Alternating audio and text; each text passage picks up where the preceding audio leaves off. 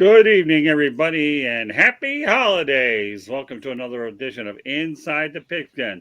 I have lucky 7. If I have 8, it would be Hollywood Squares, but we don't quite have that 8th individual. The other 8th individual tonight actually had another commitment. That's Coach Bono. Well, let me go over the crew with you. I have a lot of early announcements before we get to the task at hand. First of all, over to my right, Smoking Jeremy. Good evening, sir. Glad to be here. Glad to have you on. All right, George Eichhorn. Good to be back, guys. Looking forward to the show. Okay, Mel Farr Jr. Hey, great to be back, guys. And Bo, he's back. Oh, guys. As he is every week. And another guy who's been a little out of it for a couple of weeks because he's been a busy you. Welcome back, Mr. U. Thanks for having me back. Well, I've been in it. I was in it now. Hey, you know what? We're glad to have you on here. You're a part of this show. I've told you 9 million times over, and that's that. And I'm telling you, one more? If I ever lose my voice, at least I heard it while I had it. All right. And last but not least, Travis Sherlock Holmes. All right, Sherlock. Thank you for having me. It's not gonna never left. Let's go. There you go. Have you been to a Jaguars game this year at all? Have I been to any Jags games? No. The one I was actually going to. Yeah, my wife got sick, so I'm not even going. And the 2 I didn't want to go to, I was very blessed not to have gotten authorization. So, no. I've been doing all of my film review after the games and live streams and things like that during the games. It's kind of been dope, though. Gotcha. All right. Well, let me make a couple of announcements first, okay, before we get to the task at hand. Want everybody know that Inside the Pigskin is being broadcast around the world. The audio version of Inside the Pigskin can be heard on iHeartRadio, Apple, Spotify, Google, wherever you get your podcasts. Please hit the red subscribe button on YouTube, South Florida Tribune. We're striving for more subscribers. Please also comment, like, and share the broadcast. Want to be a guest? No problem. Participate in the chat room, or you can send your topic ideas to southfloridatribune@gmail.com. If you want to advertise cost efficiently, call me at 954-304-4941. We broadcast live on Facebook, LinkedIn, Twitter, and YouTube, and we're hoping to add Instagram soon. We just have to go through a few hoops to figure it out, but that's coming shortly. Also, our website is www.southfloridatribune.com, Twitter/X @TribuneSouth. Candy Ebling is behind the scenes, or when we need her on the microphone. Okay. And my book, which is a media book, basically old school media versus new school media. It's called Lessons from the Microphone, Tuning into the Enduring Wisdom of Visionary Leaders. I want to also point out a new development that has just occurred. So everybody who hasn't heard it before will hear it for the first time. That the Sports Exchange and Pundits Pundit, 2 of our premier shows, at the end of January, NGBN will launch on Roku, Apple TV, Amazon Fire, and mobile devices. It will be in 85% of the homes in the U.S. and Canada and 4.1 billion mobile devices. Now, one of the things that I want to mention to you guys is once I get that set up and it gets organized, my goal is to bring Inside the Pigskin to that particular network. But I had to start with Pundits Pundit and Sports Exchange first. So, obviously everybody on this set knows that I'm working diligently to build this audience. And that's exactly what I'm working on behind the scenes. That, sometimes I can get on social media. Sometimes I'm on the phone all day. Whatever the case may be, it is what it is. So there you go. So hopefully we'll have Inside the Pigskin on NGBN. Hopefully within the next 3 to 6 months, we'll see whatever happens there. All right, a couple other notes I want to mention. I will be covering the Syracuse USF game at the Boca Raton Bowl Thursday night at 8 p.m. on ESPN. No, you won't find me in the field. I'll be in the press box, which is about 1.8 miles when you look for that beautiful stadium, FAU Stadium. You can actually see the Atlantic Ocean there. A couple of other additional notes before I get to topics. Okay, the Hula Bowl players will receive an all-expense-paid trip to Orlando. That includes, get this, airfare and hotel to have the opportunity to showcase their talent in front of the NFL, XFL, CFL, and USFL scouts. And also kudos, okay, to the 2023 NIA, okay, well, A1A anyways in Florida, but take it for whatever it is. But NAIA National Champions, Keiser University, based out of West Palm Beach. as they defeated Northwestern College, Iowa, 31-21 for its first football national championship. So more power to Keiser. I've been to that campus before. It's not a bad campus, but again, it's located in West Palm Beach. So a couple of things we want to get out there so we can get to the task at hand. Well, you know what? Now we'll go to the comments section here and we'll see what we have. Hello, Candy Ebling. I told you she's behind the scenes or she's in the chat room. Let's get that chat room going. We know Jeremy's people will probably come on sooner or later. They're just waiting for me to say something they can comment on, which I'm going to do now. The New York Jets have gone 13 straight seasons without making the playoffs, the longest active streak across the NFL, NBA, NHL, and MLB. You know, when you talk about making the playoffs, it's been 2013 since the New York Jets took flight in the postseason. Jeremy Ballrick, give me some thoughts. The Jets have been in a nut franchise for a long time. I mean, the last time they were in the playoffs, what did we have? The butt fumble.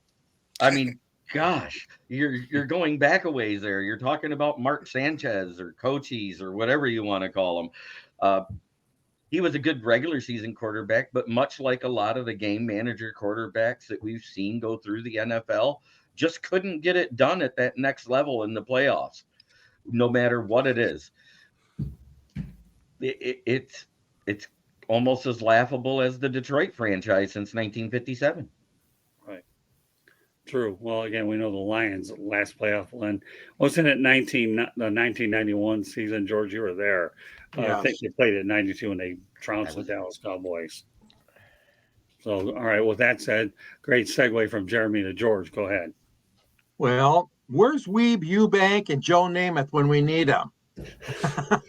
I mean, you know, just it's a ridiculous statistic. It's sad for a premier franchise like the New York Jets in the Big Apple, and obviously they always face stiff competition for the almighty dollar against the Giants, as they share the same stadium. But it's just ridiculous, and it's also a sad reflection on ineptitude, like you said, Jeremy, management from the top on down, bad draft choices, lousy quarterback choices at times, and coaching problems. That's the Jets. That's all I got to say about them. They're helpless right now. Okay, Mel.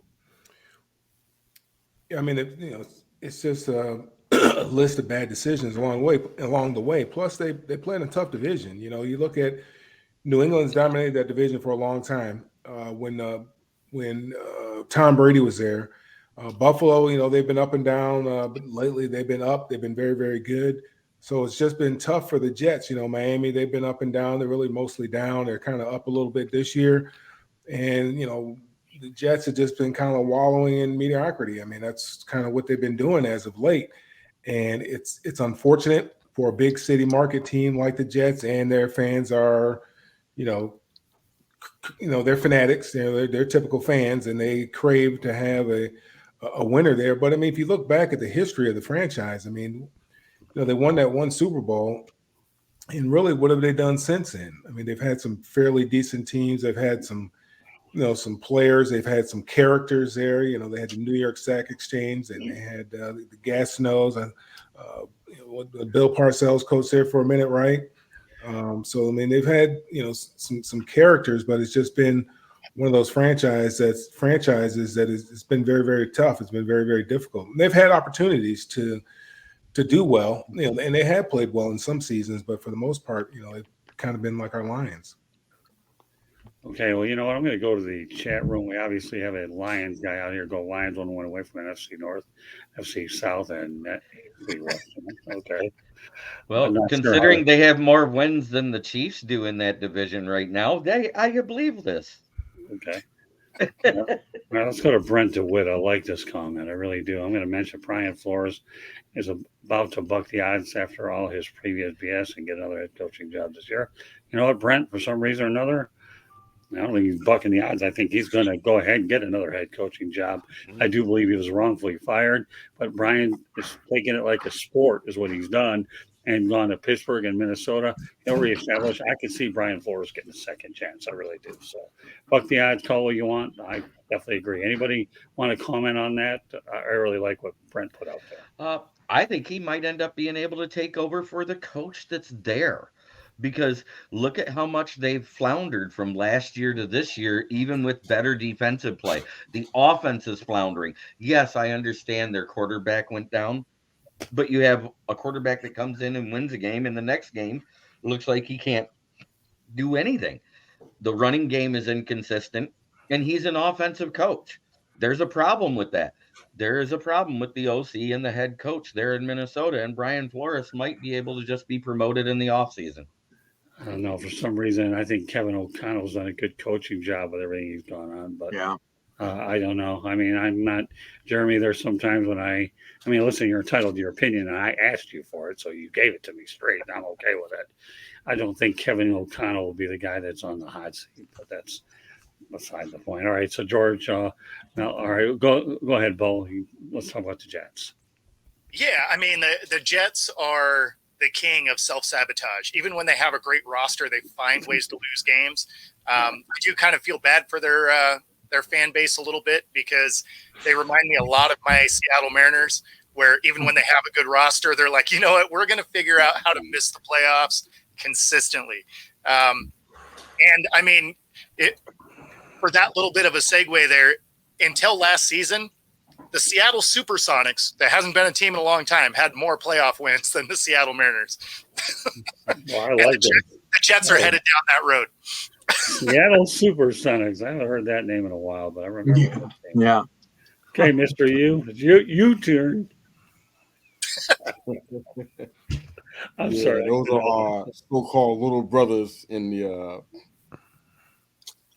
our housing development. I don't mind them leaving so we can get our house back fully. But I think for the most part, like somebody said already, it's a lot of ineptitude. I think somebody mentioned it was George or Mel about the management, and that's what we've been watching for all of this time. I mean, there's worse records than theirs in regards to that. I mean, the Bills were 16 years without a playoff game. The Browns were 17 years. So, and this is like since 2000. So it's not like it's unheard of, but these guys just keep on doing it. Offense was clearly their problem last year. They were dead last in offense, if I'm not mistaken. They were dead last, right? Went into the draft, and they got everything but what they needed. And then they went and got a coach that, let's be honest about it, the Niners kind of overachieved with him as in his position, but he wasn't an offensive strategist or genius or anything. And they got him as a head coach. And what do you expect to happen? He was a DC. That was his thing. So you hire him as a head coach with a team that had an offense that was dead last. What do you think was going to happen? Like somebody already said, ineptitude and just really piss poor management.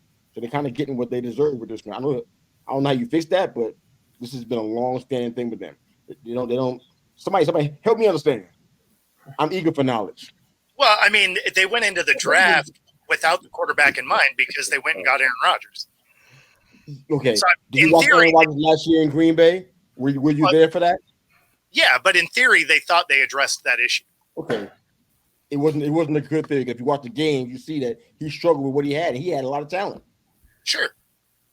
He had Jones and Tony and a whole bunch of guys that were playing fairly well, and it didn't change anything. So that was still a bad idea overall. Anyway, Mr. You got the line of the night. I'm eager for knowledge. Oh, dang it. Help me understand.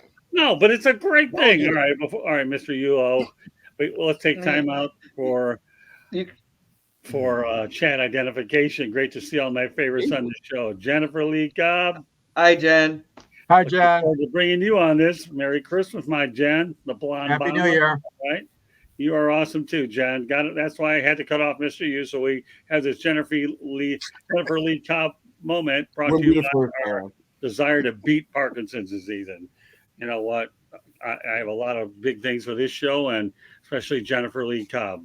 So don't worry, Jen. You know I got a lot of my bag of tricks. I will say one thing for a lot of you Canadian folks, okay, that understand that I do speak 2 languages, okay. My bag of tricks is like Canada. They go far and wide. I couldn't help myself. I'm sorry, guys. I'm in a jovial mood. I'll make it to 61 a week from Friday, and it hasn't been easy this time. But all right, what else we got? Can't wait to talk about the championship soon. Don't worry, Jen. We will text each other, and you will get on when we need to get you on. So that's for sure. You will. Mark my word. All right. With that said, okay, we saved the Sherlock Holmes for last. How about the Jets? I mean, what can I add? I mean, I think the rest of this intelligent room has pretty much covered all the bases. I mean, we've already talked about the ownership issues, as far as the leadership. We've already talked about the quarterbacks. Like these are the big ticket items that we were talking about since 2013.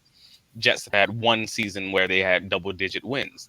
Well, that doesn't seem really that doesn't seem off base when you figure out the fact that you have your coach as Todd Bowles. When you have the Fix Magic year, you have Adam Gase, and then you have Robert Saleh. Like, we're not talking the greatest coaches in NFL history. We're probably not talking coaches that are in the top half if you were to pick and choose your coaches out of all of the NFL. But then you're also talking from the actual people who are leading the team on the field, the quarterbacks. Who do you have? We got Geno Smith, who didn't finish the season. We have Ryan Fitzpatrick for that one season we were talking about, and that fell off a cliff the next year. We got Josh McCown. We got Sam Darnold. We got Zach Wilson. What are we doing here? Like, these are teams that are going to get you 500 or less, nearly guaranteed. If I'm taking that to the casino, I'm winning 9 times out of 10. I'm the house. Yeah, especially when you draft them as high as you did. I mean, Sam Darnold was the number 1 draft pick, and so was Zach Wilson. And when you miss, you set your franchise back. Yeah. I mean, good point. That's it. Very good point. Yeah, that really is a good point. And by the way, it's ironic. The Boca Raton Bowl, I saw Zach Wilson wax Central Florida. It was bad. I was definitely, and I ended up bringing his SID on a show one time, and we talked about Zach Wilson just before the draft. And we had an amazing broadcast. George, I think you were on with me when we did that one. I think so. Yeah. And I couldn't believe what I was watching. You talk about shredded wheat. I mean, my God. I mean, everybody get one, man. Everybody get one of them days that you just own. It's okay. It happens to the best. I mean, a broken clock is right twice a day. Like whatever, it's fine. Let's talk about now. Let's not bring up UCF getting beat down. Let's talk about NFL. Don't bring up UCF. Rub it in me because Zach Wilson turned out to use Central Florida as a paper shredder. Yeah, I mean, the competition is different. UCF and the NFL, that's different. Different level. No, I know. I'm just telling you. Hey, Mel, let me tell you, when you go to these bowl games and your mindset is you're looking at potential talent, and then you see a guy like Zach Wilson rewrite the record books for that bowl, you're forced to pay attention to this stuff. But I can empathize with, Sherlock Holmes. See, you know what, Mr. U? Now I'm picking on Sherlock Holmes because Central Florida got hammered, and you're off the hook tonight because everybody wants knowledge. I mean, it was to be clear, it was 2020 UCF. It wasn't like that was a UCF team that had a very bad defense. Like, I think Memphis put up like 50 or 55 on us that year. So we were a good team who could win in high shootouts, but we were more like a TCU or somebody who just don't play defense. Well, they were good enough to play in that bowl game, but Zach Wilson had other ideas. You and I can carry this debate on for a long time, and we'll see if Central Florida, I think they're in a bowl game this year, right? Oh, no. Oh, no. Yeah, we'll talk about that next year. Well, with all these bowl games, my goodness. All right, well, that's interesting. I was waiting to get his go. See, Mr. U, I don't always give you a hard time. I find other guys that I bring up. Comparisons. We spread the love, Mr. U. That's what we I'm do. number 1 with a bullet right now, so I'm sorry. There's no comparison. What's that, Mr. U? I'm number 1 with a bullet, so there's no comparison right now, huh? Besides, there's still we got time on this show. Oh yeah, we do. I mean, no. Listen I don't have a passion show behind it. If you got the time, we got the content. Don't worry. We got 5 more topics or so to get to, but I knew that this one was going to draw a little bit of date. Anytime you talk about 13, straighten out that we should be talking about streaks in Detroit with the Pistons, right, George? But we don't have to. 24. No, we won't talk about that. We won't. That's ugly. 24? I don't know why he took that job. Yeah. I don't Because he either, thought man. I Troy don't Weaver either. put a team together, but that's who needs to go. They're young, Yeah, man. well- They got to learn how to play back. They got to learn how to play. I mean, that's tough. That's all right, Jeremy. We'll save that for a Fire Up Michigan on one of your Yeah. Thursday nights. Yeah, How's save that thought. Okay. Oh, all right. So, anyways, let's go on to the next thing. We're talking about the most wins in the first 75 starts in Super Bowl era. I'll list down the names, and you guys can comment on the one that you like the most or whatever. But Patrick Mahomes had 59, Ken Stabler 58, Roger Staubach 57, Tom Brady 56, and you guessed it, Lamar Jackson is 56. All right, Jeremy, give me your thoughts about this list. What was that list again? I'm sorry. Oh, that's okay. That's all right. Most wins in 75 starts in Super Bowl era.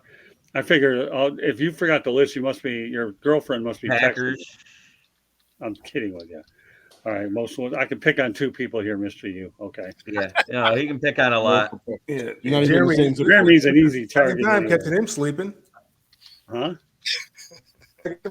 Caught sleeping last What? week. Packers, Steelers, Cowboys. No. Right. Individual Way players. All right, back, Jeremy. I'll say most wins in first 75 starts in Super Bowl era. I'll list the players. Mahomes, Okay. Patrick Mahomes, 59. Ken Stabler, 58. Roger Staubach, 57. Tom Brady, 56. Lamar Jackson, 56. Which one of these intrigues you the most? It's got to be Patrick Mahomes. I mean, he's at the top with the most, and he's the youngest guy on that list and actively playing. Okay, well, that's fine. All right, George, before you go to George O, we'll put Brent up again. Okay, I hate AR more than being a Lions fan, but why need, you know what, starting all year makes him a playoff team. All right, so I don't like to use cuss words, but I can go ahead and paraphrase a little bit, unless you go ahead and see it. Okay, Patty Grimes, what's up? Go Lions. Yeah, well, Hi, Patty. time to go ahead and take care of business against the Vikings since you didn't get any help last night from the Philadelphia Eagles, and I'm not going there. All right, George, go ahead. Well, those are all great names, Scott. I mean, obviously, Mahomes has done a fantastic job, but Kenny the Snake Stabler, oh my God, what you talk about a great quarterback and all the great wins he had in Oakland. Roger Staubach, always admired him. Here's a guy that. George, I asked for one name. You can't steal the whole darn thing here. Okay. I'll go with Staubach as my greatest. 57 wins. A guy that served his country well and had a fantastic career in Dallas. See, George, you can't change the show around because obviously you're going to make everybody's difficult. See, now, Mr. U, I'm on my third person. Okay, and it isn't you. Okay. All right, now. I think the one thing that stands out on that list is you look at the franchises that each one of those quarterbacks played with. I mean, they played with some pretty good, solid franchises. And when you have a franchise like that, when you talk about a franchise, you're not just talking about the team that's assembled offensively and defensively. You're talking about the coaching staff that was there. And you're also talking about the front office and maybe even the ownership group. Now, we know how, the Raiders were with the winningest franchise when I was growing up. In the 70s and 80s, they were the winningest franchise. I think they had a 75% win percentage or something ridiculous like that, or more than that. So, I mean, they had a culture of winning. The Cowboys were a winning franchise. That was America's team. Right. We know the Ravens. That's a team. They're good, solid ownership, good, solid management, and they play a certain way. They play football a certain way, and some of that is a testament to Lamar without question, but also it's a testament to the team and it's the type of football that they play. I mean, they pound you, they beat you up. I mean, you're going to know that you were in a football game. You're going to know that you're in a fist fight when you get done playing the Ravens. You're going to need an extra couple of days off because they're going to play fast and they're going to play physical. Who was the other guy who was on the list? Well, you're allowed one. Well, I wasn't naming anyone. I'm just looking at the list. Well, here. I'll go over the list with you. What was the other franchise? What was the other franchise that was on that list? I got the Raiders. I got the Ravens. Tom Brady. Cowboys. Cowboys. With the Patriots. Cowboys, Chiefs. So, I mean, you just look at what's in common with all those different franchises. But, if one were to stand out, I can't say, it would probably be, Lamar Jackson, because I don't think a lot of people expected him to do what he's done. That's fair. Okay, Bo? No, it's funny. I was actually going to go the Lamar Jackson route also, especially as you've seen him evolve his game after that 56 starts, right? I mean, it's something where he came into the league. He was essentially pigeonholed as a running back, right? They're like, oh yeah, he's a running back and kind of throw the ball sometimes. And he's really evolved his game into being a good pocket presence passer, but still has that ability to leak out and be dynamic with his legs. So I really like Lamar for that, just because he had to do it in a way where he had to overcome some things within himself to achieve those wins. Yeah. Okay. No, that's a good answer. All right, Mr. U. Yeah. Love the Lamar Jackson answer, but I'm going to go ahead and go with Mahomes. It's kind of the low-hanging fruit there, but I think what's cool about this, not only is that he's the youngest to do this and have already holding 11 NFL records in like 5 seasons almost. That's incredible by itself. But I went back and looked at the lists of all the guys that were kind of in the running with him for passing yards and rushing yards. And all those guys are either, excluding Dak in one list, all these guys are either retired or they're severely injured. That says a lot, man, because when you come into the league doing what he was doing, which is that kind of like running quarterback that kind of made you like nervous, like, oh my God, this is your quarterback, your franchise guy, getting ready to get smashed by a linebacker. He only missed 2 games due to injury. He's been injured 4 times. He had a patella situation. He had a couple of concussions, and I think a turf toe deal in his whole career in the NFL. He only missed 2 games. I think I'm trying to figure out how he did that. The way that he plays, you know, he get out of the pocket, always want to run. I don't know how he survived it. So to me, that was probably, it's not really a record, but it was an accomplishment in my opinion, because like I said, guys like Andrew Luck and these other guys, they're going, and they're on that they're high on that list as well, and not even playing in the league anymore. So this is a stellar accomplishment, man, for him to do this. So cool. If I understand you correctly, Mr. You're going with Patrick Mahomes, is that correct? I am, sir. Okay, thank you. All right, Travis, I know you've had a lot to think about, and then I'll get the final word on this. Who are you going with, Travis?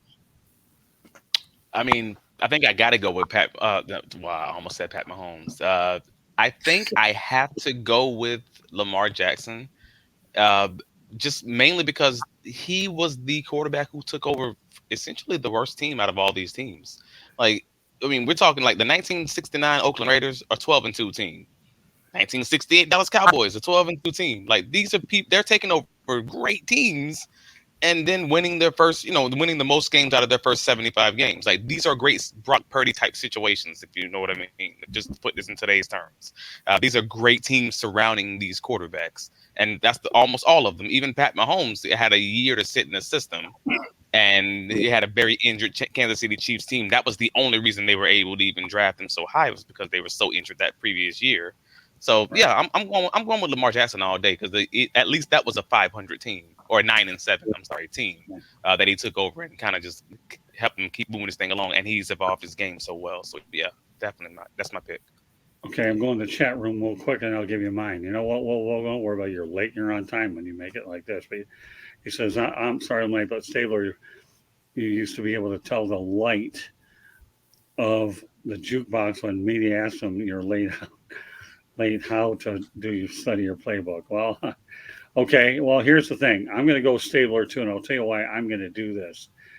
It's because he was playing at a time where the rules were not as relaxed in terms of hitting and holding and clutching defenders is what he was doing. So I always tend to go out there and provide the benefit of the doubt to those old school guys, where I think when you look at, there was a time when I thought Dan Marino's 60,000 mark would not be breakable, but now look where it's buried all the way in the back, right? So, you know what? That's why I'm going Stabler. I mean, if Stabler would have had the rules that these guys would have had, who knows if that number would have been a little bit higher. So I'm going Kenny. Good point, Volvo. I'm glad you mentioned that. All right, James. Don't leave Brady out now.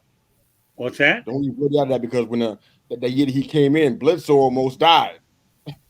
Well, I actually had an idea 5-11, and he had a career high interceptions. It was not actually a great team. I mean, and morale was really down, because, like I said, the starting quarterback who was doing really well almost died.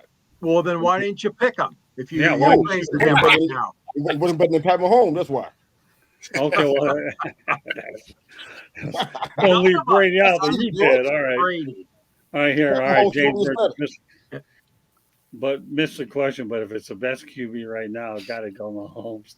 I genuinely believe he's playing at dollars at a high level, help give him the ability to throw a platform. God, well, you know what, James, I like that. It's a pretty intriguing comment. All these comments about these quarterbacks intrigue me. But yeah, this time, Mr. U, George has got on your tape, not me. Yeah.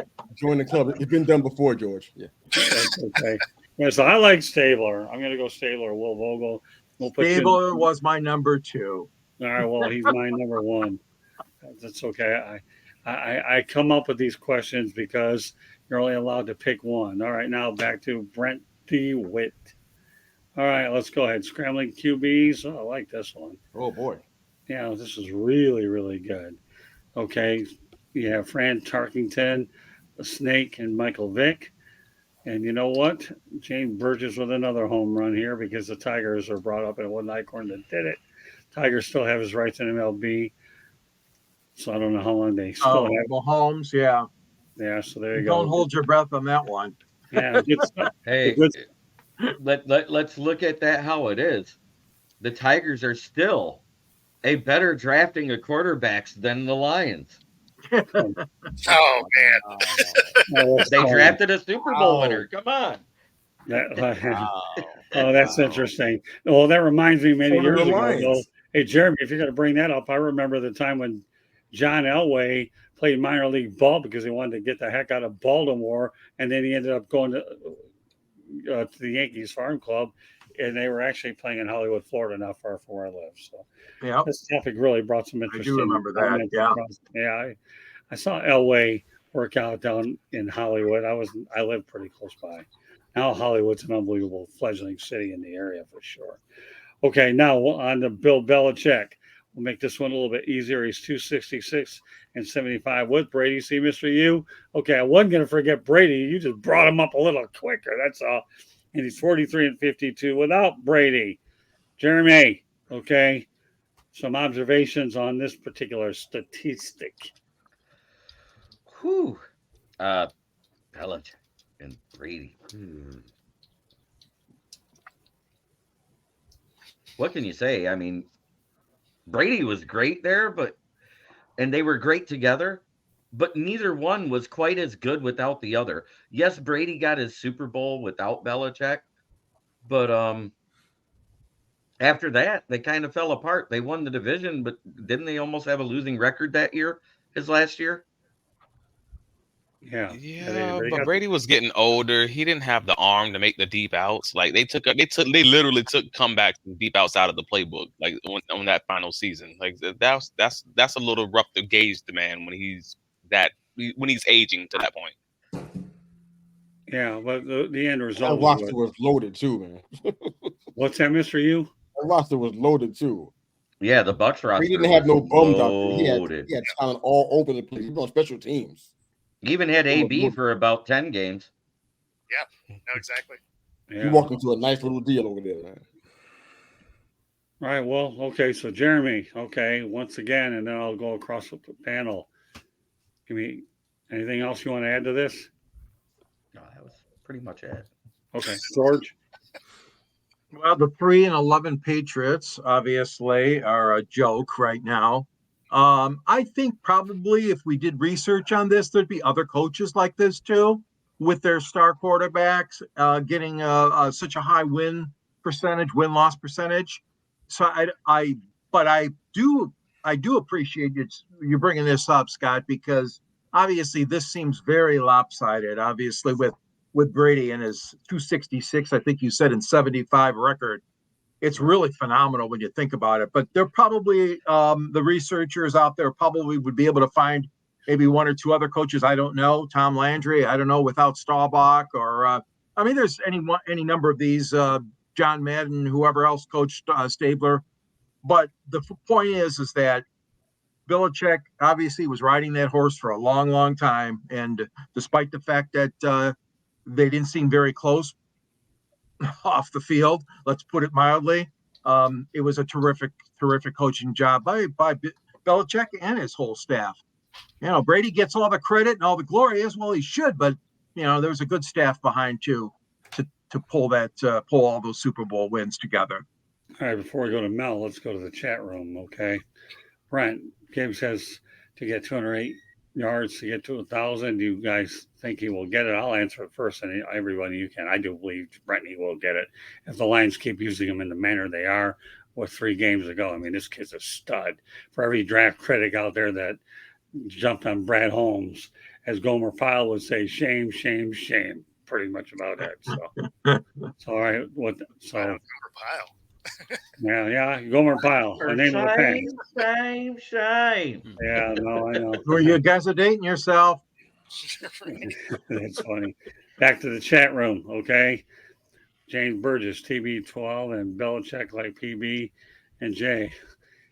At their best together, still good by themselves, but man, Belichick had his real OC playing QB, so he could just concentrate on being the defense. And that's a good point, too. And Matthew Jacobs, I'll be seeing his wife, Andrea, tomorrow, but good to see you in here. Matt, Belichick, best coach ever. 2 days of loaded teams with plenty of Hall of Famers. All right, that's pretty good. Like that. All right, Mel, let's talk about Belichick and Brady. First, I want to say 1,000 yards. Getting 1,000 yards isn't what it really used to be. I mean, that's 59 yards a game. You got 17 games to get 1,000. I mean, come on. Yeah. I mean, that's watered down. You should be getting 1,000 in your sleep if you're any semblance of an NFL back. But as far as Brady and Belichick, I mean, hey, Tom was the horse that pulled the buggy. I mean, let's be real about this. And Tom, I think he's proved his point that he can win without Bill, but Bill has yet to win without him. Right. I mean, you just laid it all out there for us. Now it sounds as if he won't be back in New England next year. I think there's been talk of him going to saying Los Angeles to the Chargers. I don't know if that would be an ideal situation for that quarterback. But at the end of the day, Tom is the one laughing. I mean, yeah, they all got credit. Bill Belichick got credit as being a genius and so forth and so on. Tom Brady, greatest quarterback. You can't he left there and won a Super Bowl without Belichick. And Bill Belichick, they've been struggling mightily since he left. Yeah, you know what? Before I turn over to Bo, I'll just make my comment really short and sweet. Tom Brady does get the last laugh here. Got 6 Super Bowls with Belichick, and he got one by himself. That's all people need to know. So who knows where Belichick will wind up, but with all due respect, Brady gets the last laugh. Okay, Bo. Yeah, I mean, at the end of the day, Brady does get the last laugh there, right? Because he gets an extra ring after he leaves. But, I mean, if you look through the course of history, I would imagine that every great coach had significant drop-off when they've lost their franchise quarterback. So I can't imagine anybody going from a top level, or in this case, lauded as the best quarterback in NFL history, and then getting guys like Mac Jones. I don't think you're going to achieve the same level of production regardless of which coach you are. So I think he gets a little more scrutiny than he should. But, at the end of the day, it is time for New England to move on. And so that makes total sense. I mean, you may not win Super Bowls, but you should win some games. You should be competitive, yes. You should be competitive. No, I agree with that. All right, back to the chat room. Brent DeWitt. Gibbs, Montgomery St. Brown will pour on all with 1,000 yards. It's not too far-fetched. Back to Matthew Brown already has it. Well, okay. All I can say is not too far-fetched. Okay. This is one I would expect because he lives local. Matthew Jacobs, he should retire and keep Shula's record in check. I only have one for you. Word for you. Cheers, Matt Jacobs. Well, I don't think it'll happen, but cheers anyways. All right. I mean, how many games? He needs a couple more seasons to get to that record, doesn't he? That is But I'll correct. tell you. Huh? Yeah, but I'll tell the you current win rate, right? Yeah, but how many games is it? What is it? 20-something, 30? What is it? Yeah, I think it's 20-something. Yeah, but he was crawling like a Terp this year with only 3. So well, that's what I mean. Like he'd need at least 5, maybe a decade at this win rate. That's highly He'll unlikely. be 82 years old then, man. He won't be coaching at that time. Right. I mean, he's 72 years old, man. He's had a good run, man. It's time to take it on to the house, man. If he wants to do some broadcasting and talk about folks, go ahead. If not, he can just sail off into the sunset with his He's got 6 Super Bowl rings that he got himself. He got a couple more, I think, as a defensive coordinator. I mean, he's got about 8 Super Bowl rings. Just go on, just take it to the house. And he has nothing to be ashamed of. Okay, well, back to Matt Jacobs. Pats might have to break the bank in free agency defenders and left off offense too. Well, yeah, the cupboard's bare on the offensive side for sure. That would be a really interesting commentator. Right? Matt? His football knowledge is unreal. No, Belichick. Okay. But his delivery, I have a hard time imagining. Like in an interview situation, he comes across fine, right? But as a commentator, that would be. Well, I mean, I think he'd probably be a little bit different. I think he shows a different side. I think he shows a different side of himself when he's not talking about his football team. Or he was on what he did. He picked. What was he on? He was on the Heisman show, wasn't he? Was he on the Heisman? But he was on some show, and he has a little sense of humor. I mean, yeah, you're right. I mean, that's why I said, just sail off in the sunset and just go on to the house. That might not be his thing. Commentating, that might not be his thing. Yeah. All right. Well, obviously, we know how short he is with the media. To be short with the media, you better say a few more than 10 words. So Matt Jacobs, again, Gesicki and Parker, 8 million mistake out. Yeah, that certainly hasn't worked out to him. 2 former Dolphins that went up I-95 to go to New England. All right, we'll keep it rolling in the chat room. Hang in there, Mr. U, but this is good for us here. And Bill Belichick's first job is in Detroit. Yeah, I wonder how Yes, it was. Lions said Shula before Miami too. Can anyone say oops? Yeah, oops. Okay. Yeah, but That's not- Miami, Yeah, but these Miami guys didn't were have Bob very Griese young. and Larry They were Zonta very and all young. those They other were folks. assistants. Right. And at that time, wasn't Bill Belichick special teams coach at the time, Something or like special that, teams yeah. assistant? I think Jerry Glanville was in Detroit too. Yeah, he before was. before he made it big. Yeah, Yeah, there were a lot of good assistant coaches went through Detroit. but you could say that for any number of teams, right? Right. And back to Brent. Any chance Bill B will go to Patriots? No way. No. No, he's coaching or nothing. All right, now Mr. You've been waiting patiently for his crack at Belichick and Brady. Go ahead. All right. Not hard to add anything to what you guys already said, but I think they're really good together. I'm not sure how. I can't discount the influence of the Patriot way in a lot of this, because their culture was jacked up before Brady came over. I'm not saying he changed it by himself, not alluding to that at all, but their culture was really bad. They had a lot of drug problems, a lot of failed tests, a whole bunch of stuff, names that you might know. Check it out. Check out the history of it. They had a lot of cultural issues. So when they instituted the Patriot way, I think Brady got more credit for what he probably should have gotten for it.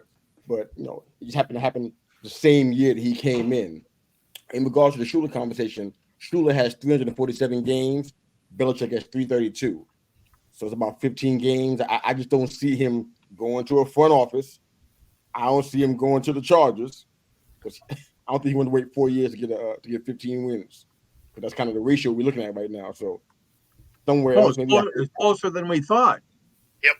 Yeah. I heard about the Raiders. I don't know if that would help things, because they got talent out there. He probably can get 15 wins a lot faster if you win there. But I don't know what that situation is all about, especially with a quarterback, and they're going to stick with O'Connell or what. But it's something to think about. But yeah, That's okay.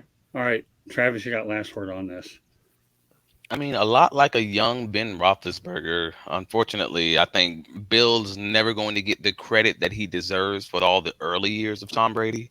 When Tom Brady was just basically just coasting on the back of that great defense that they did have, that we don't think about, the fact that they had the 4th best defense in the league that year. Like, we know he took over a team that was obviously led by Drew Bledsoe, that was a top team. They were deep in the playoffs at the time that he takes the team over. Like, this stuff that we never really think about. You know what I mean?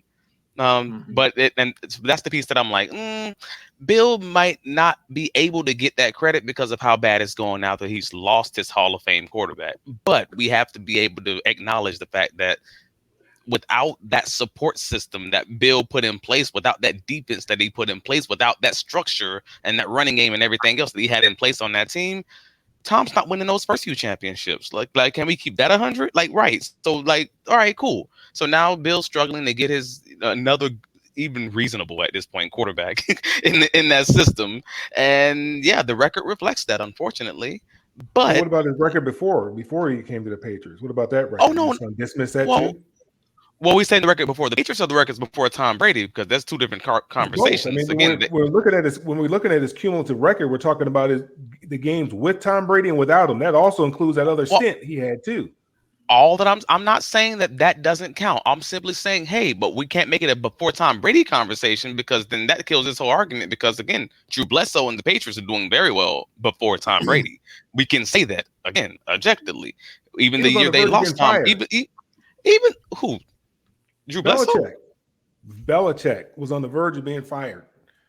I mean, they weren't playing that the well. Season they went 11-5 when Tom took over. They weren't playing that well when Bledsoe was a quarterback. They were calling for. They were 5-11 when Bledsoe was in his last year. They were 5-11. No, that's the last. No, the season that Tom Brady took over. They won the Super Bowl, right? The season he took over. The season that Tom Brady took over, right? They won the Super Bowl, right? Yeah, he took over late in the season. How they do the year before? The year before they were 5-11. Yeah, but the year that Tom took over late in the season, it wasn't late in the season.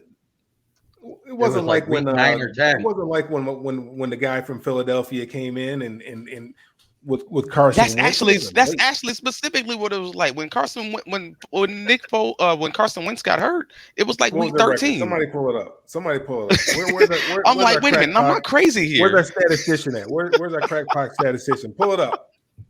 But nevertheless, but that wasn't even my original point. That was a side point, because the original point is, there are not a lot of coaches who can say that, and maybe somebody like a Sean Payton.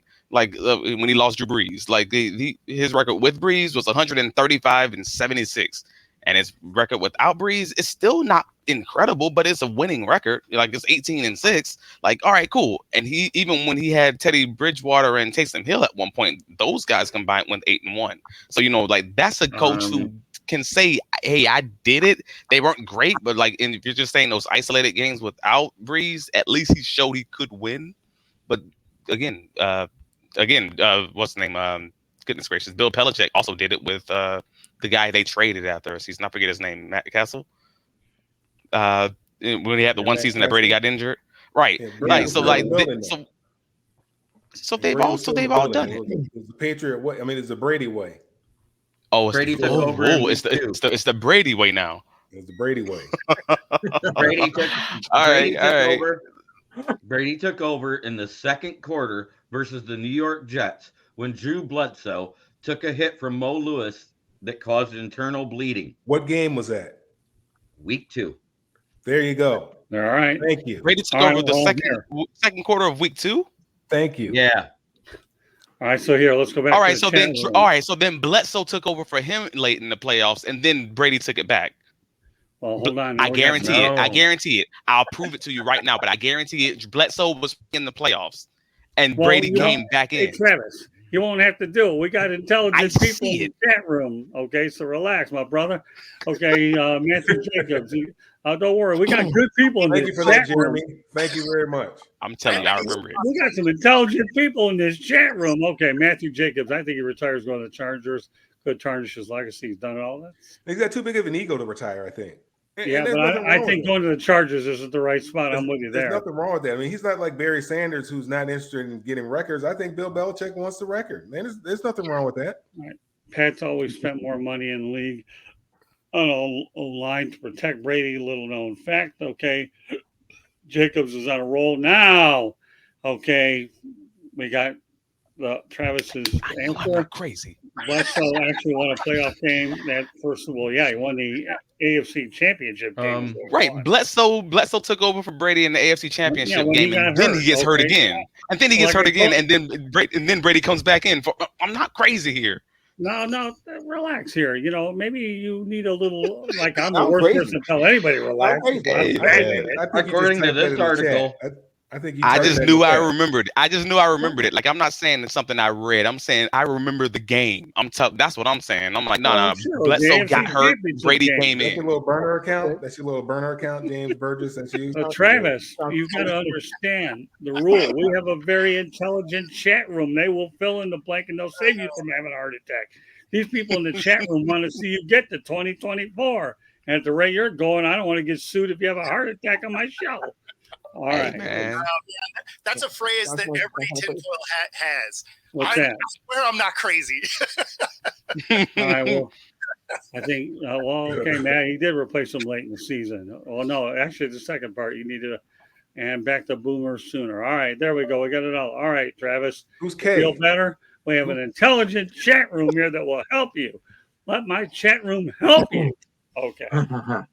So, yeah, it was the AFC Championship game. So, there you go. That settles this incredible Drew Bledsoe, Tom Brady, Bill Belichick three-ring circus called a debate. That's what it is. All right. I will go on to boy. I thought that was a simple topic, but we had some really good fun with that one, and we got 3 to go. Joe Flacco receives an extra $75,000 for his win over the Bears. Not bad. I think, what did he get? $2 million at contract, and then what? $75,000 for every win, and then he gets X amount of dollars for a Super Bowl, right? I think it's a 1 year, $4.1 million contract, incentive laden deal. Right. Yeah, exactly. That's what I was going to ask. So I thought it was 2 years. I thought it was 2 years because he's signed through next season. Oh, is he signed through next season? Okay, well, that's good. Was that a recent extension or not? I don't know, Jeremy, but nevertheless. Yeah, it was a 1 year extension. It was a 1 year extension. He was already signed for one, so they just signed him through next. Well, we wonder why. Because if it weren't for him, okay, he's the savior of their season. We'll lead it off again with Jeremy. All right, give me some thoughts about the $75,000 that Joe Flacco puts in his pocket for every win. What an amazing contract for him. Yeah, isn't it? I mean, you're already getting your set money, so you get your game check, and you win, and you get a bonus. That's incentive, boys. Okay. All right, George.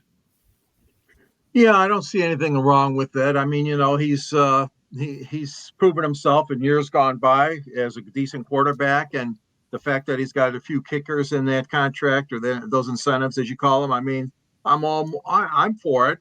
I mean, we don't hear it publicized as much in some sports as perhaps we do in the NFL, but I don't have any problem with that at all. I think he's worthy of that. Okay, back to the chat room, then we'll turn it over to Mel.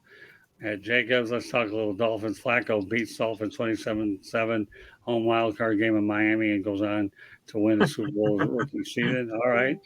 And now he talks about 2008. Well, he's still in the. So we'll just, all right, Mel, go ahead. What are your thoughts? By the way, the Patriots started out 0-2 that year. Even with Tom Brady coming in there, they were 0-2. But he was that would have made him 5-13 at that particular point without Tom Brady. Had to make sure he got that in there, didn't he? Coming in with the between the legs jam right there. I mean, if they think they're going to catch, if they think they're going to, if Lightning's going to strike twice with Joe Flacco, I think they're grossly mistaken. I mean, for Joe, it's great for him to have obviously he gets his regular contract, but he also has some incentives in there for games that they win. Although, some of that is a part, he plays a big part in. Obviously, if he doesn't turn the football over, if he plays well, if he's a good game manager, gets the ball to the playmakers, give them opportunities to make plays and doesn't turn the ball over, then it's worth it for him. And, being an older guy and having an opportunity, he's won a Super Bowl before. He knows what it takes to win. And, he went on one of the greatest runs ever that I can remember in a contract year, and what he did in that playoff run to score himself a big contract. And then after that, he just kind of did nothing. But I think it's great for him. It's a great opportunity for him. And Cleveland's a pretty good team. They want to make some noise this year in the playoffs. They believe that they're right there. They think they have their franchise quarterback. They gave him a boatload of money. Obviously, he's out for the rest of the season, so they have a very strong defense, a very good running game, even though Chubb is down, but they still run the ball very, very well. The kid from UCLA, just for whatever reason, it's kind of like a deer caught in headlights. I think the stage was just too big for him. He got a little bit out over his skis. I think he was a little bit too confident, overconfident rather, and I think that kind of caught up with him. So, you got a cool, calm, collected veteran in there to help lead this ball club and see where they can go. Okay, Mo. Yeah, I mean, I guess if nothing else, this is great for Flacco. It's really proving that being a quarterback for the Jets can prematurely end your career. And you still have the ability to sling it around a little bit. That is funny. It is. Good one, Bo. I like that one. All right, back to the chat room again. James Burgess, okay.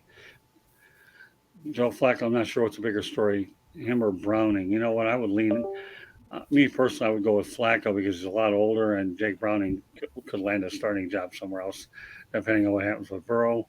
Okay, I'll put the other ones up. Mr. Hughes on deck. He'll get first crack at that. My Dolphins passed 11-5 that year. Pats was playoff. Brady was injured end of the year. Okay. And last, talking about Flacco was so serviceable on a good Browns team. Very true. All right, Mr. Hughes. You're up. Great deal for Joe Flacco, man. I mean, let's applaud him. He just won a game and gets $75,000. Hooray! He's won 2.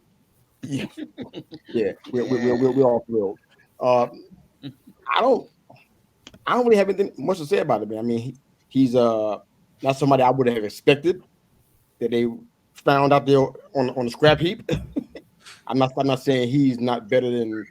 Well, is he better than Cam? I don't know, but I mean, this guy's just out there. But they picked Joe Is Flacco. he better than Cam? Is that what you said? No, that was a question. It wasn't really a comment. Is that like a rhetorical question, or were you like really asking that question? It was definitely rhetorical. Absolutely. Wow. You're kind of thinking out loud. That's what you were. That's what I do, baby. But How about Teddy Bridgewater? He's better than Teddy Bridgewater. Well, yeah. Well, I'm not gonna say that, but he can't go back to Cleveland. He kind of burned the bridge down when he was there, so he can't go back to Cleveland. So Bridgewater's totally that can't happen. Yes, he's better than Bridgewater. Yes. Yes, I knew you were. I was waiting for that, Mel. Yes. Hey, he's doing good. I mean, the Browns came in with the top defense for several weeks, if it's not still the top defense. He needs somebody to be competent behind them throwing the ball. And unfortunately, their big money quarterback wasn't doing that. So he needed some help. And they found it in Flacco, looking pretty good. How far will he go? I don't know, but they're looking pretty good so far. All right, Travis, question for you. How do you feel? Do you feel relaxed? You able to handle this one? I can handle this one just fine, man. I'm here. Hey, I'm here to bring the fire. If that's not what I'm here for, you can fill this seat with the little doll or something like that. We can put a pillow on this thing. I'm kidding with you. Wow. Well, I'll tell you what. We got Travis Holmes on fire tonight. I love this guy. But people that put energy and passion into things are good commentators. Oh, and we got a lot of different types of talents on this broadcast tonight. All right. Okay. Man, I don't know what everybody's talking about. Like, I just had this conversation. I can't even call it a conversation. I was just on Are You In, Are You Out debate show with Mr. Kyle Nash. You guys know him, a student of the game, yesterday, and we talked about this specifically. I don't know what we're talking about. Joe Flacco is a legend at the bank. That man was smart as can be to sign that contract extension after that Jacksonville Jaguars game. And I will say that specifically because the man had like 300 yards passing, but 150 of it came on blown coverages. And I do mean blown. I mean NFL. This does not happen in the NFL where you have 20 yards of running space with receivers running this wide open. 150 yards, 3 of those touchdowns came on specifically those types of plays where these guys are just butt naked wide open. I say that. So I say that to say, yeah, and then he immediately signed the contract extension before this Bears Browns game. And that's important because the Browns scored 20 points in that game where Flacco was a net negative. To be clear, he was a net negative in this game. Anyone who watched the game, I did, the whole game, excruciating as it was. The dude threw a pick 6. He threw 2 additional INTs. He probably should have thrown 3 more in the game. That's how many they dropped. Like they won in spite of Joe Flacco, not because of him. He had that one good play, the one long play to Njoku on those crossing routes. I say one good play, it was like two good plays. And they won by basically playing ball control defense, making the Bears do the Bears things. But that's not. Yeah, he needs to send that 75,000. He needs to send it the defensive coordinator for the Browns, Jim Schwartz, because that's who earned that money.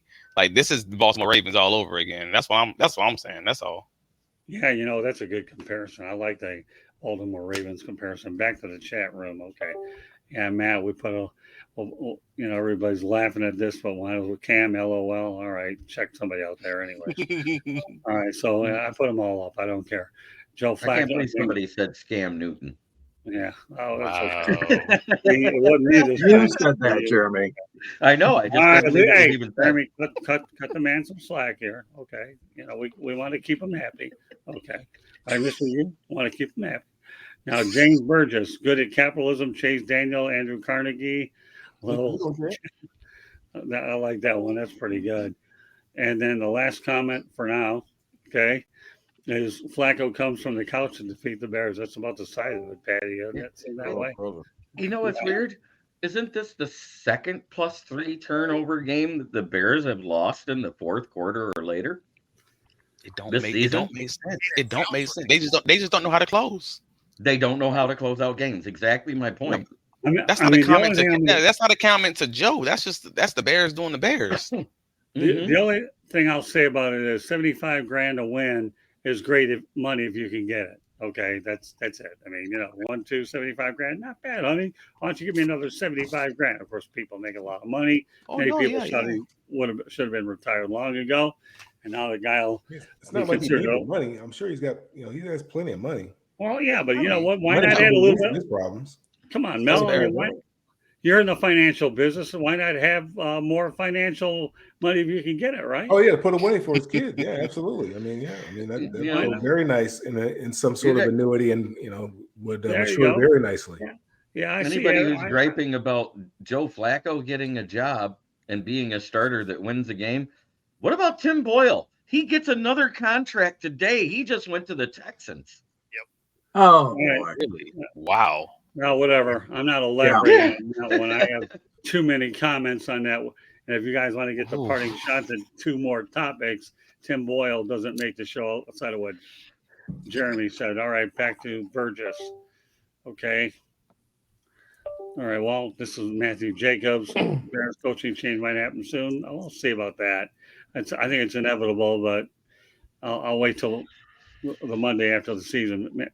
And like James Burgess, Bears can't close because game management needs a lot of improvement. And then we'll go back to Patty. Flacco can go out and get him a boat now. I wonder if he could have got one. Well, at least he's living in a place where he can use it, like Cleveland, Lake Erie, right? So it's okay. Yeah, that's ashtray money for Joe Flacco. There you go. So everybody got to make sure everybody's talked about Flacco, right? Right? Yep. All right. So quick answers here. Okay, what stood out in week 15? Jeremy? Dan Campbell helping putting his hand on that defense and how aggressive they played throughout the whole game. You could tell that was a Dan Gambler type of defense. They blitzed damn near every passing down. George? Well, what stood out for me, there are a lot of things that stood out for me, but again, a big game, and again, the Dallas Cowboys lay an egg. Obviously, they're how many times are they going to do this? This team is so frustrating. I'm not even a fan of theirs, but I can only imagine all the fans pulling their hair out. Now they're going to make the playoffs, of course, but which team is going to show up? I've never seen a team like them that, screws up so much when it comes time for big games and big possible victories. So, and hats off, obviously, to the Buffalo Bills. That's my. No.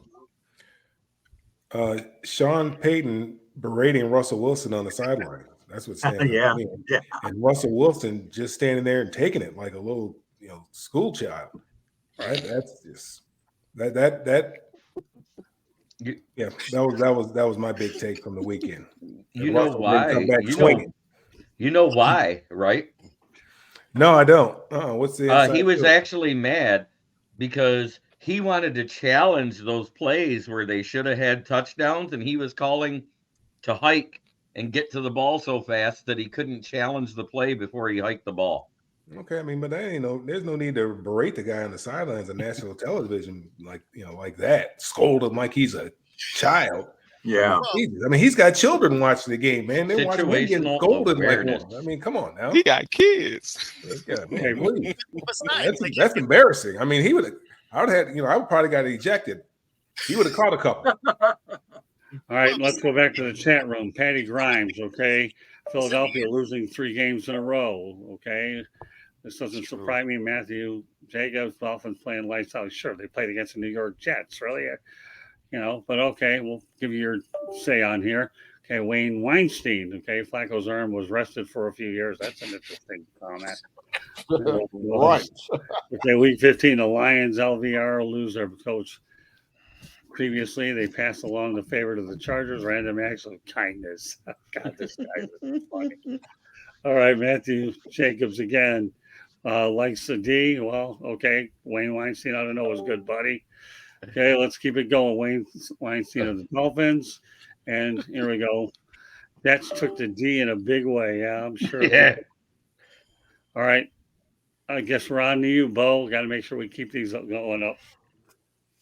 Yeah, so I mean, to jump in on that one with Payton, I mean, he can talk to Russ in the ear, right? So up until there's 15 seconds left or something like that. So I mean, realistically, if you wanted to challenge, he could have said, "Hey, hold this thing," wait till the last second to hike the ball, right? They got the headset. So I mean, if that's why he was yelling at him, he needs to be kind of yelling at himself a little bit too. But the thing that stood out to me was it took a 63-point absolute beatdown for Staley to finally get fired. That's good. He didn't make it past 9 o'clock West Coast time. I was talking to Coach Bono about that. I was like, "Do you think he'll survive?" No. And he's like, "Man, I don't think. I know how he feels about it. Yeah. So that's why I was kind of poking with him about it, man. It was like 9:13 when it came across my phone. That was 9:13 West Coast time. I mean, Yep. Yeah, they just let him let his feet hit the floor and gave him the phone call. As much as I hate to say this, I was watching First Take with Stephen A. Smith, and he said they need to fire him by 12:30 Eastern time, and lo and behold, by that time he was like, not when. He said Ben. He said they should have been fired him after they blew that 27-point lead. Well, I was at that game too. That's the comment. Yeah, Smith went out there and predicted, right? I was watching it, and lo and behold, we had breaking news, and that's what it was. So, all right. Okay, so Bo, you're talking about that 63, that got Brandon That was Staley embarrassing. fired. I couldn't even watch it. That was embarrassing. It was crazy when you figure it was a goose egg the week before against the Vikings. Right. So it's not like that's a crazy dynamic offense or anything like that, right? You have Rod Farba out there throwing the ball. I mean, like there's nothing about this Raiders team that says they should hang 63 on anyone. No, you could see early on they quit. The San Diego had quit on the coach. You could see early on in that game that those guys were somewhere else. They were not out there in that football field, and they really didn't care about it. And I think they got together, had a players only meeting, and said, "Hey, we got to get him out of here." Right. That was a cry for help. They looked terrible. I mean, it was embarrassing. Oh yeah. Yeah. It was embarrassing for you. I enjoyed it. I couldn't stop watching it. I'm eating popcorn like, let's go. That was great. Was it 42-0 at halftime? I cut it off at halftime. Yeah. That was ridiculous. I've never seen that in the NFL. So that's why you got to watch it. It's like a train wreck. You got to watch. Come on, man. I was hoping because if you did, the Raiders scored. Like, you just be like, "Oh yeah, cool, they just scored," and you'd look and be like, "Oh man, they scored again. How did I miss that?" Yeah, and then they get the ball back and he scores on a one-handed interception. I'm sorry, what? That was great. I was actually hoping that the Raiders would put a 70 spot on, believe it or not. Yeah, I was. I mean, all right. So let's go back to the. Let's see where we at with these guys now. All right. All right, nothing like Scooter's Coffee Frisco Bowl. Yeah, all right. I don't know where that came from, but okay. I can get into a lot of bowl games. What was the Chargers mean for the last few games? All right, let's keep going. All right, Matt, she was at a Chinese restaurant. All right. Wow. Wow. Let's keep going. So did I. Dodge, Wow. Chargers uniforms are sweet. Voted best of the league by Chargers fans. Okay. If you say so. All right. I kept watching to see if something would happen. Yeah, I'm with you. James Burgess, GMTA, great minds think alike. And yes, my beloved here, Candy Baker throws perfect game versus Packers, first QB in history at Lambeau Field to accomplish that feat. Tampa Bay Buccaneers QB Baker first, he has 150. Wow. Great. That was a good one, Candy. I'm surprised Candy's Mhm. pointing that out, being the cheesehead that she is. And she cried about it. Yeah, exactly. Okay, there we go. All right. Okay. Hey, you know who had the highest quarterback rating at Lambeau before that? Who's that? Jared Goff this season in week 4. Oh. Okay, well, With a 138.4. and Candy Ebling, some more comments. And by the way, that picture is with her and myself and my late father-in-law. All right, Mr. Yu, I know you've once again been patiently waiting through these chat rooms. I give you an A for patience, Mr. Yu. Okay, what stood out week 15? Look at the Eagles this week. They won 10 games, but they're free falling. Gave up 109 points in 3 games. Lost, for 3 weeks in a row, they couldn't score more than 20 points. They panicked and changed out defensive coordinators, put in Matt Patricia, I guess on the strength of his history with Bill Belichick in New England. And they went there against a backup quarterback who was on a 4-game losing streak and got beat. So Philadelphia. these guys were predicted to be back in the Super Bowl right there with the Chiefs. Not sure it's going to happen, but we're still watching. That's been a weird one for this week. Okay, all right. You know as what? As much as I'm not a Matt Patricia fan, we can't put that on that defense, though, man. They held those guys to 20 points. If you count, the late touchdown, but that's on the offense, man. If you can't score 21 points as an NFL offense, you don't deserve to win. That's my personal opinion. So you got to tell it to Sirianni. He's the one that panicked and changed DCs out. I'm just talking about the decision maker. Yeah, where I put back on the play calling there, where I give Patricia some definite liability there is on that scoring play. He went to a single high that they got burned on by DK earlier in the game. So they go with a single high safety. When you are in a situation, you have a backup quarterback, you have a beat up O-line, you have the lead, it's under 2 minutes, and all you got to do is keep them out of the end zone. You don't care about them getting in field goal range. You got to keep them out of the end zone. You're going to go a single high safety against a team that has dudes that are faster than you. That is on your DC. I don't know. I don't fully agree, but I also don't fully disagree. I'm just keeping it. I'm always going to keep it real. Like, how many plays out of a game is a defensive coordinator going to call cover 1? How many plays out of a game are they going to call cover 2? How many play? Like, that's something that's going to happen. That's not the first time in the game that they ran cover 1 and didn't get burned with it. You know what I mean? It's situational football. Look at the time of the game. Look at the time of the game in which you decided to do that. You want to play a little bit safe. It was 3rd and 10, if I'm not mistaken. Let them get the first down. Make them kick a field goal. Keep everything in front of you. The last thing you need is have somebody get over the top of you. That's what you can't have happen. And that's exactly what happened. Right.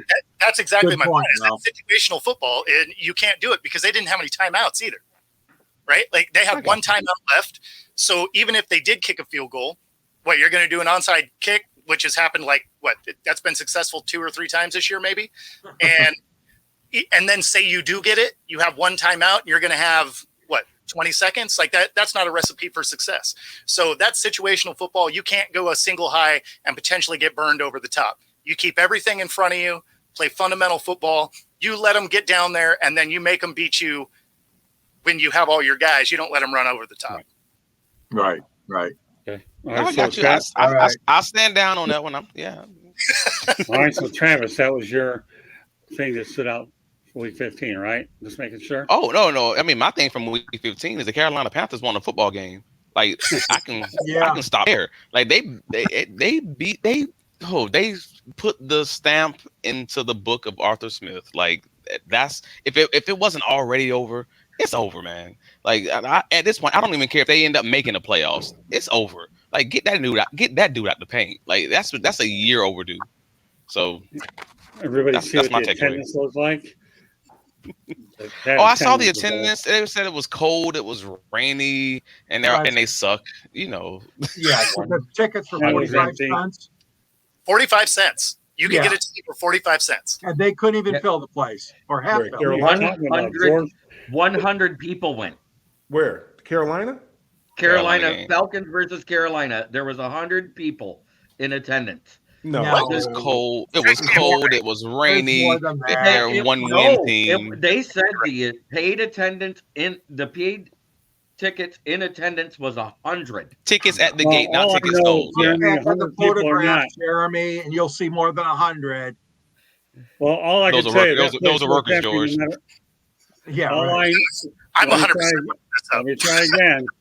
All I know is that place looked empty. The only thing that stood out for me during week 15 was Josh Allen sacrificing personal stats with 94 passing yards, and they had a great running game, and he wasn't worried about stats. All he was worried about winning the game. And I give Josh Allen credit. Joe Brady's done a good job also with that as an offensive coordinator filling in for Ken Dorsey. All right, so here, back to the chat room again, okay? 5,200. Looks like 5,200 went. Is that what they said? Yeah. Was it? All right. Well, anyways, Jeremy, we'll see how many sodas. I know you the can- announcer said there was like 100.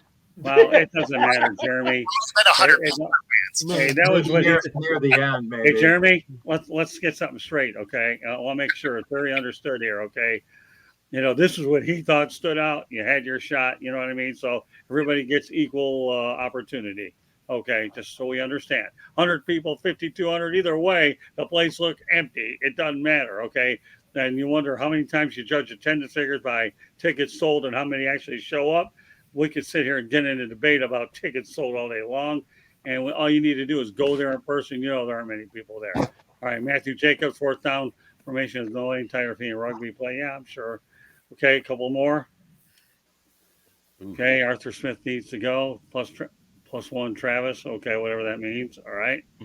And 100 was game day sales. All right, well, somebody got the 100 anyways. And now we got the 5,200. Hot dog and beer sales equals 8 greater than D. Hey, James, do me a favor. Don't bring a lot of this 8 greater than D because I wasn't very good at math. I need my father-in-law's Fred Ebling to save me the graders. That's supposed to be a laughy face. Oh, is that what that is? Yeah. Especially when I think of my emojis, especially on a live broadcast. Okay, go figure. Okay. Well, all right. And now we'll go to college football, and then we might, if they're right to the point, go to starting shots if you guys want to. All right. Last national championship title: Michigan 97, Washington 1997, Washington 1991, Texas 2005, Alabama 2020. I'm going to ask very briefly, Jeremy, who's your pick to win it all? This year, or for the No, college I'm going to football? do it last year and the year before when you know. Okay. It's whoever wins the Michigan-Alabama game. No, give me a team. I've been in this interview business a long time, Jeremy. And if I need if, ands, or hypotheticals, if his guy, give me a winner. That's it. If you want a parting shot, give me a winner. One time now. You broke him. I stole his thunder. I can't pick one. Good I can't. times. I said my answer. It's whoever has the most points at the end of the Michigan-Alabama game. Both teams play that good of a defense. Both offenses are effective. I can't pick a winner in this game. No, I said who's going to win the national championship game. And I said the winner of that game. Okay. Oh, all right. All right. So Jeremy, please All the right. fifth. I got you. Yeah, I he's do. going. He All says they're equally matched. I get it. I'll take Michigan, Scott. I'll take Michigan only because they've been grooming this team the last several years. It's the third straight year in the football playoff series. They're overdue to win it since you said 1997 under Lloyd Carr. I'll take Michigan. Mel? I'm gonna take the Huskies. Oh yeah. Okay. What about you, Now Bo? defunct Pac-12. You know, I got to stay with the Pac-12. Yeah. It's funny. I was going with the Huskies too, just because I think it would be fun for the Pac-12 to win a natty the last year they're around. Right. Okay, that makes sense. What about you, Mr. U? Oh, he's going Michigan. Let him talk. I said it. Michigan. Okay, no problem. What about you, Travis? Man, I don't know why I'm the only one out on this ledge. It's cold out here, but I'm going Texas all day. I actually believe Alabama's going to beat Michigan, and I think Texas is going to upset them. You must be talking to Paul Feinbaum a lot, Travis, because he's still like Michigan. It is what it is, man. Everything's always going to be matchup based, and that's what I feel. And you know what? I'll round it out by saying Michigan as well. I feel like Michigan has unfinished business to take care of. All right. Back to Burgess. Okay. This year's U of M. And as an MSU fan, it pains me to say so, but the talent pool is filled to overflowing. Okay. That's fair enough. All right. We do actually, yeah, we'll do parting shots briefly. All right. Jeremy, lead off. Oh, Lions win this week. It clinches the division. So I say they need to get their first win in U.S. Bank since 2017. Okay, that's fair enough. George? Well, my parting shot is a sad one. Ed Buddy, who spent 14 seasons on the Kansas City Chiefs and helped that franchise win the Super Bowl back over Minnesota in 1970, died. Today, he was 83, and Ed Buddy and George Eichhorn went to the same school, Edwin Denby High School in Northeast Detroit. So, Mr. Buddy, you had a great life and a great pro career, and farewell to a guy who really, really is a Hall of Famer in my mind, and he was. Ed Buddy is dead at age 83. God rest him. Okay, Mel?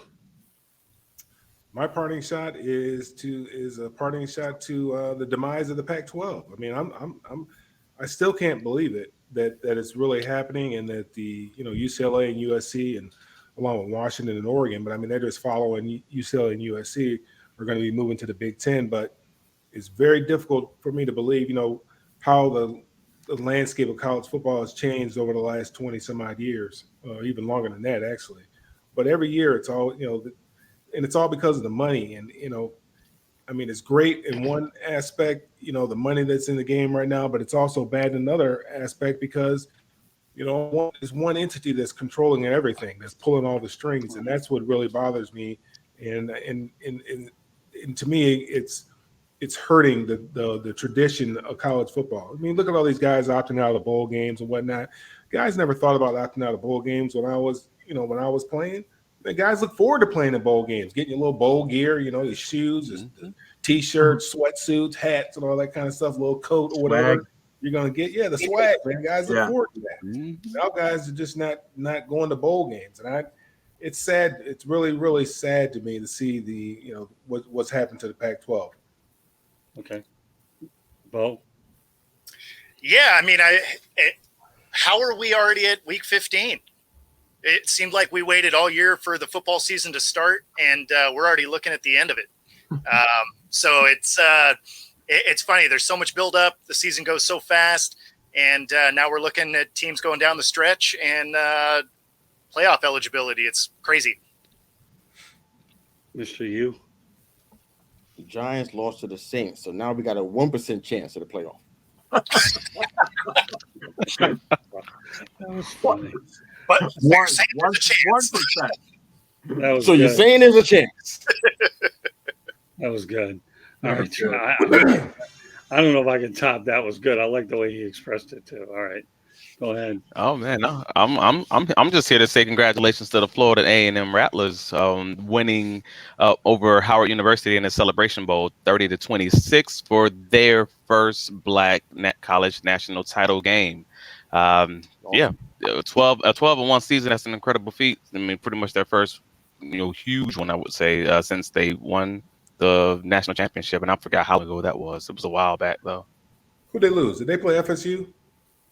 Oh no, no, Howard won. Howard they beat. Florida A&M beat Howard. My apology. That's what I'm saying. But I'm saying, who did Florida A&M lose to? Did they play FSU this year? Who was their only loss to? Oh, who was their loss to?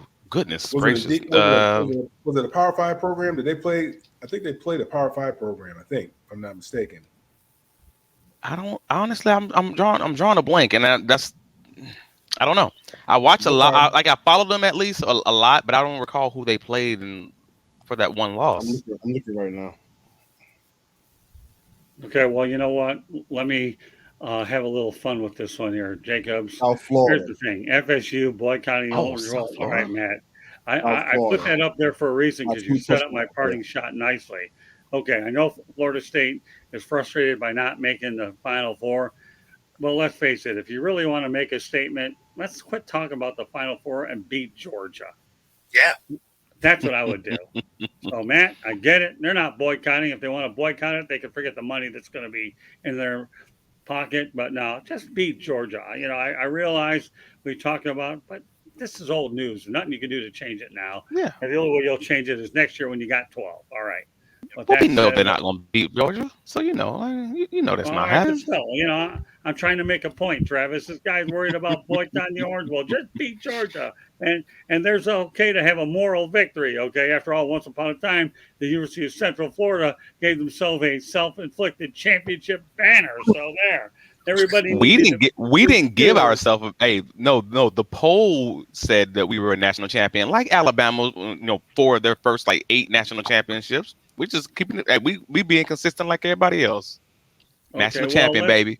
Let's everybody say, all right. Anyways, back to James Burgess parting shot. Sorry about the Kirk, who was a good too, but time to whoop up some Vikings. All right. Well, I think you're gonna get too many people debating that. Okay. Now, side note, anyone think it'll be more than 85 games to win the AL Central next year? Well, I don't know. That's a good point. Well. You know what, James? You should check out 108 Stitches Baseball Talk after the first year. I'd love you to come on there and ask, and we'll have our panelists. I Dodgers, think, baby, man, we got our man, Dodgers. Yeah. So, all right, let's see what we have here. So, but anyways, He'll be out for the whole season, but whatever. Yeah, right. So, all right, well, so that's my parting shot. All you guys have done an unbelievable job today. I know we covered an awful lot of ground. So one last thing I'm going to ask everybody here before we call it a night. What is the one thing you're looking forward to accomplishing or doing, Jeremy, in 2024? Improve my writing, improve my podcast, improve my podcasting skills. Okay. That's good. Like that. Okay. And you know what, James Burgess, there's another one that relates to the baseball. I'll pop in that next time. You know what, James, that'd be great. When you see us up there, I know you'll find out that that's a good question. We're going to be getting 108 Stitches Baseball Talk going probably next 3 or 4 weeks. All right, George, same question. Well, for 2024, I want to see a championship in the Motor City. I mean, we've been waiting, and we certainly know it's not going to be the Pistons. It doesn't look like it's going to be the Red Wings or the Tigers, so that leaves only one out of the team, right? Right, Jeremy? Forward down the field. Forward down the field. Oh, 2 teams. I'm sorry. That leaves U of M also. Sorry about that. Well, it's okay. I should have said pro or college. Yeah, it's okay. I understood where you were going. All right, Mel, what do you want to get accomplished and looking forward to in 2024? More money. There you go. Well, Mel says he's on that Joe Flacco. I see you. Yeah, that's all right. Great goal, Mel. All right, Bo. Yeah, just kind of like Jeremy, I want to continue building on to this this podcasting thing. This last year was my first full year doing it, so just continue to grow. You're off to a really good start, Bo. Mr. U, what do you want to get done next year? I definitely want to enhance some of my interviewing skills. I interviewed in the corporate world, but when it comes to podcasting, I got some room to grow there. Definitely want to monetize. I think Bo and I talk about that kind of stuff all the time. At the end of the day, we'll just build this because we'd love it to be something that we do on a full-time basis as opposed to, you know, some folks do it as a hobby, some is part-time. So yeah, just kind of make it a full-time deal where it's that good, where it's that profitable. Very good. Okay, Travis. Man, I just want to be a little bit taller. Like, but no, if I can't do that, then I'm for the most part, honestly, it's not even about me at this point. I'm enjoying life. I'm loving this thing. I'm just dealing with the family. My biggest thing is for my wife. I'm working with my wife. We try to get her on her career path that she's getting her certification. No, I'm keeping it 100. No. My wife. I'm gonna be. Let's be No, I'm clear. talking like no. My wife ain't watching. My wife ain't watching. You want it for your. I know you want. No, she is watching. But I know you want it for your wife. But come on, man. She asked for you. What do you? No. That is what I want. I'm telling you straight up, 110%. Yeah, if you met my wife, you'd understand it. 110%. It's the sweetest person you're ever gonna meet. It's the most forgiving person you're ever gonna meet. And I'm a dog out here. Like, and by a dog, I ain't talking about like cheating, nothing like that. I'm talking about like I'm working, I'm slaving, I'm making sure I'm doing all these other things. Now my wife has her goals, and I'm trying my best to get her on that path. And that's legitimately where I am right now because I love my life. I love what I'm doing personally for me. Like if I can keep doing this podcast, writing, going to Jaguar games that I would pay to go to and I can go to for free. Like whatever. I'm like, this is dope. Like so this ain't about me. This is about everybody else now. Yeah, it's an ulterior motive. The more you get her, the more you can get, have her doing, then she'll leave you alone so you can do what you want to do. I get it, man. I'm with you. I mean, you want to say it that way, that's different. But yeah, I mean, whatever. That's dope. But I want everybody to be happy. That's all. If we could find a way to back balance there behind the curtain like the Wizard of want. Oz. She back there behind the curtain. All right, let's Who's go back gonna to clean up all the blood that's out here right now? Scott, that your job? Who's cleaning up all the blood out here? Let's go back to the chat room here. Okay, I know that like your goals here. Patty, Brian, go to vacation in Alabama. Let me know what your vacation spot is there. Look at her next sentence. Look what his next sentence is. I know. Wear my U of M championship shirt. Yeah, I know. I caught that, Jeremy. We have a viewing audience here, so I want to make sure everything gets put out there. And I gotta jump off. Have a Merry Christmas, everybody. Hey, Bo, you want to let everybody know they get a hold of you real quick? It's all right. If anybody's watched the show, they know how to get a hold of me. I got to jam out, but I hope you guys have a Merry Christmas if I don't see you guys. Same to you, Bo. You God too, bless. Bo. Thank Thank you. Bo. You bet. All right, now there are 6. Candy Ebling, Merry Christmas and Happy New Year. Here's the healthy. Kudos, Candy. Good stuff. All right. Yes. All right. Well, the only thing my main objective is obviously continue to market the book, Lessons from the Microphone, tuning into the enduring wisdom of visionary leaders. For some crazy reason, I still have this itch to do play-by-play. It doesn't leave me at all. I'd like to do that. Mm-hmm. If a situation comes across where I can do it. And of course, obviously, I want to see our audience grow. So each and every one of you guys can grow your audience simultaneously. I thought. So we'll go from there. So, all right, with that said, excuse me, I just want everybody know that that Inside the Pigskin being broadcast around the world. Excuse me, the audio version of this Inside the Pigskin can be heard on iHeartRadio, Apple, Spotify, Google, wherever you get your podcasts. Please hit the red subscribe button on YouTube, South Florida Tribune. We're striving for more subscribers. Please also comment, like, and share the broadcast. Want to be a guest? No problem. Participate in the chat room. That's one way to do it. Or send your topic ideas to southfloridatribune@gmail.com. If you want to advertise cost efficiently, call me at 954-304-4941. We broadcast live on Facebook, LinkedIn, Twitter, YouTube, and we're going to work on Instagram. The website's www.southfloridatribune.com. Twitter at Tribune South. Candy Ebling's behind the scene, and it's a mastermind, behind the Tribune itself. And of course, I just mentioned my book, Lessons from the Microphone, Tuning into the Enduring Wisdom of Visionary Leaders. And as I mentioned at the top of the show, and I'll continue to mention it again, Sports Exchange and Pundit at the end of January. NGBN will launch on Roku, Apple TV, Amazon Fire, and mobile devices. It will be in 85% of the homes in the U.S. and Canada, and 4.1 billion from mobile devices. And once again, my goal is to get Inside the Pigskin on there as well. All right, Jeremy, let everybody know that how they get a hold of you. Before you do that, we'll go back to the chat room. Okay, I want to get them all up. Happy holidays to each and all of your families. Same to you, James Burgess. Okay, And sorry about the typos. It doesn't matter. Yeah. Good night, Do though. better in paragraphs and pages, 200 characters. Well, no, I breathe it. All right, Jeremy, let everybody know they get a hold of you. All right. You can find me on right here. Whatever show Scott needs me on, I'll be there.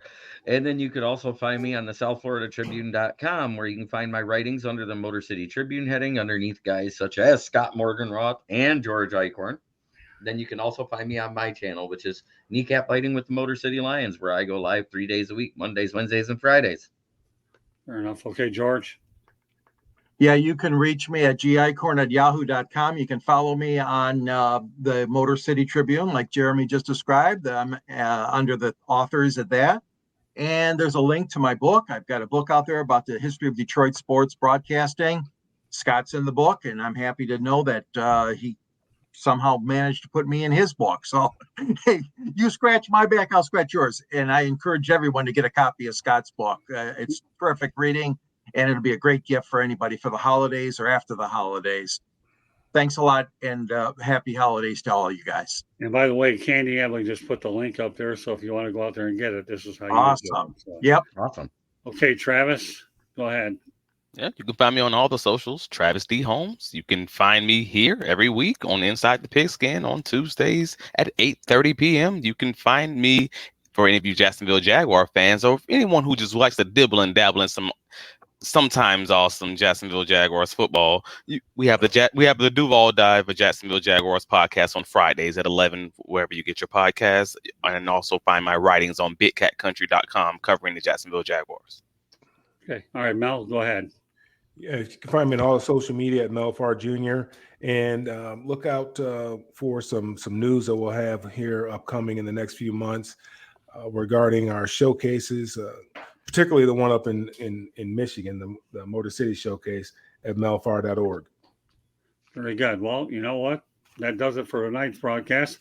And once again, on behalf of everybody at the South Florida Tribune, we want to thank everybody for their loyalty all year, the people in the chat room, as well as all of our followers on YouTube and all the different places that we're looking to continue to build this broadcast more and more as the year goes on. I think we made great strides this year, but I feel we can do a whole lot more than that. And I won't accept anything less than that anyways, because I know that we work very diligently to not only put these shows together, but try to put together the best talent pool that is available. That's something I'm working on all the time. So great job as usual, Jeremy, George as well, and Travis. We enjoy having you on. And Mel, what can I tell you? You and I have been on this thing from the time it started, and we certainly have a lot more work to do as well to continue to build it. And I'm really proud of everybody involved. Mr. Yu and obviously Bo are just two great additions that we've added to this, as well as Coach John Bonamego. I don't want to forget him either. He's been a great pickup, and I'll be looking for more and more people to contribute on this as well. Jennifer Lee Cobb, looking forward to having her on sometime next month. And also, please check out the rest of our shows as well. So once again, on behalf of Jeremy Ballrick, and once again, thank you everybody in the chat room for your great participation today. I will let shows go on all day long if we have that kind of activity, and that's all that matters to me.